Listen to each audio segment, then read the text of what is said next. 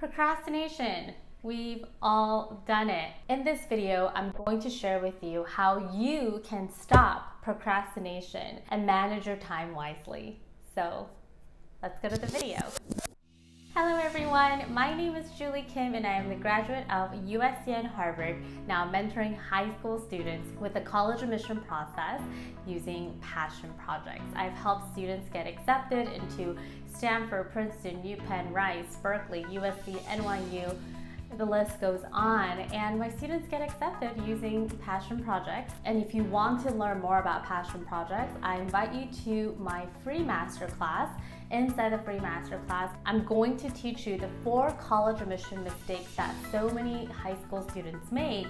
And then after I share the mistakes with you, I'm going to talk about 4 strategies that you can implement so that you can create your own passion project and get accepted into your dream college. Opening that acceptance letter from your dream college is literally like the best moment of your life. Even now when I think about my acceptances, I am like, oh my gosh, I was so emotional, happy, sad all at the same time. So yeah, the masterclass link, you can find it in the description box below, or you can just go ahead and manually type in juliekimconsulting.com/masterclass, and we'll also go ahead and put that link in the text format right here. All right, let's talk about procrastination. I mean, we've all done it. I've done it, you've done it, I'm sure your parents have done it. And I love studying this topic because I'm all about efficiency. I'm all about how can I manage my time wisely? How can I get a lot done in a small amount of time? So I love talking about this topic, and my students bring this up once in a while, like, Julie, how can I stay motivated? How can I manage my time wisely? And that all just kind of leads to this big, long word, procrastination. And right now, because you are home, it's harder to focus, right? I mean, even for me, I love going out to cafes and working and things like that. But since I'm in my home office, I needed to make some adjustments so that I feel inspired to work. So that is one reason, because you're home all the time and you don't really feel that motivation come through. And regardless of college admission process or not, you need to master your time management skills. You need to stop procrastinating. So whoever's watching this, if you're an adult, grad student, high school student, I highly recommend that you pay attention to the strategies that I'm about to share with you today. The first step is to set your goal and envision them. So when we talk about procrastination, people are like, get a new planner, like use a new system. Like, you know, we all talk about kind of like the surface level strategies. And how has that worked for you? I mean, I bought so many planners when I was in high school, but I still procrastinated. So the first thing that you need to do is you need to have a goal. If you're driving somewhere and you don't have a destination, how do you know where you're going, right? Why would you feel so motivated to get to that destination? So setting your goal and envisioning them is so important, because now you have a goal, you have a destination. And so for example, when I was in high school, I would set my goal as, I want to get accepted into Harvard one day. I want to get into USC one day. So I would imagine that, I would think about it, I would feel what it would feel like to attend that school, and that would excite me so much. I also looked at successful people's stories, and when I was in college, I would look at other people's LinkedIn, like people who already went to their dream school, and just be inspired by what they do. So find a source of inspiration, and then just don't let that be it, but you've got to set your own goal and envision them. You can't just set a goal and be like, okay, that's it, like I'll get in. It's really about you feeling how it would feel like to get accepted, because that's going to motivate you so much. Because you're not gonna be like, I don't want to open a letter with a rejection letter, right? So that could be a motivator for you. So that's step number 1 that most people skip on, but super duper important. Step number 2 is to prepare your week in advance.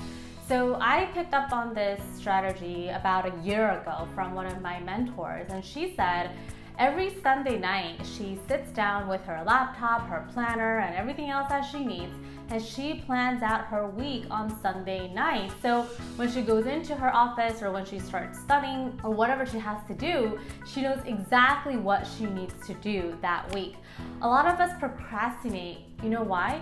It's because there's a lot of buffering time. So in between finishing your homework and studying for your test, there's a lot of that buffering time where you're like, should I study for that chem test, or should I like be on TikTok a little bit longer, or like should I work on my project? So that buffering time is not going to motivate you, and you're just gonna push it off and push it off and push it off, and you're like, oh, the day is over, I'll just do it tomorrow.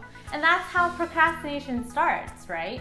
So it's really important that you set your tasks, what you're gonna do that week, on Sunday night. And I do this too. And to set my weekly to-do list, I use a weekly spread planner. So let me see if you can see this. So you can get this anywhere. This is from Rifle and Paper Co. So I just write down what I'm gonna do for that entire week. And I'll tell you the next step in step 3. All right, so the next thing that I do is with every task underneath Monday, Tuesday, Wednesday, Thursday, Friday, I go ahead and put a number next to each task. So that number indicates the priority level. So number 1, number 2, number 3, number 4. And so to me, when I'm working, I don't have any buffering time because I know exactly what to do after number 1, number 2, number 3, number 4. And you know, a lot of students are like, oh, I'm just gonna finish my homework first because that's the easiest. Mistake, mistake, mistake. You need to work on what is your priority first and then work backwards. Because like Spanish homework, math homework, those don't require too much of your energy. But when it comes to like your next APUSH DBQ test, yeah, you're gonna need to put in a lot of energy. So that is gonna be your number 1 priority first.